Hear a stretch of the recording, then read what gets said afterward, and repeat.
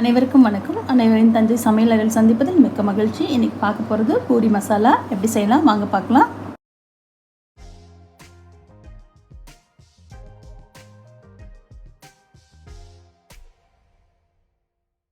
நம்ம கடாய் வச்சுருக்கோம். இப்போ அதில் எண்ணெய் ஊற்றிருக்கேன். எண்ணெய் நல்லா காஞ்சிருக்கு. இது கூட சீரகம் சேர்த்துக்கலாம், கடுகு, இப்போ உளுந்து, 2 டீஸ்பூன் அளவுக்கு கடலைப்பருப்பு, நான் ஒரு 3 பெரிய வெங்காயம் ஸ்லைஸாக கட் பண்ணி பொடிசாக வச்சுருக்கேன். அது இது கூட சேர்த்துக்கலாம்.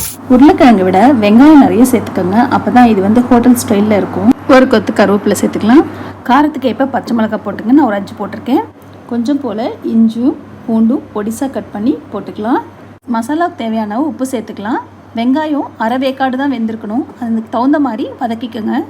கொஞ்சமாக மஞ்சத்தூள், இது கூடவே நம்ம நல்ல 3 உருளைக்கிழங்கு மசிச்சு எடுத்துருக்கேன், அதையும் இது கூட சேர்த்துக்கலாம். இது கூட அரை டம்ளர் அளவுக்கு தண்ணி சேர்த்துக்கலாம். நான் ஒரு அரை தக்காளி அளவுக்கு சின்னதாக கட் பண்ணியிருக்கேன், இது கூட போட்டுக்கலாம்.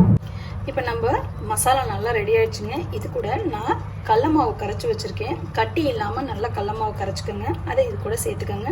நான் 2 ஸ்பூன் அளவுக்கு கடல மாவு எடுத்து கரைச்சிருக்கேன், தண்ணி விட்டு நல்லா தண்ணியாக ஆகிற அளவுக்கு கரைச்சி எடுத்துக்கோங்க. இப்போ இது கூட இதை சேர்த்துக்கலாம். சேர்த்து நல்லா ஒரு கொதி வரட்டும். மூடி வச்சு நல்ல ஒரு கொதி விடுங்க. விட்டதும் நம்ம மசாலா ரெடி ஆகிடுங்க. இதுதான் நல்லாயிருக்கும் ஹோட்டல் ஸ்டைலில். நம்ம உருளைக்கிழங்கு நிறைய சேர்த்துட்டோம்னா அது ஹோட்டல் ஸ்டைலில் இருக்காது.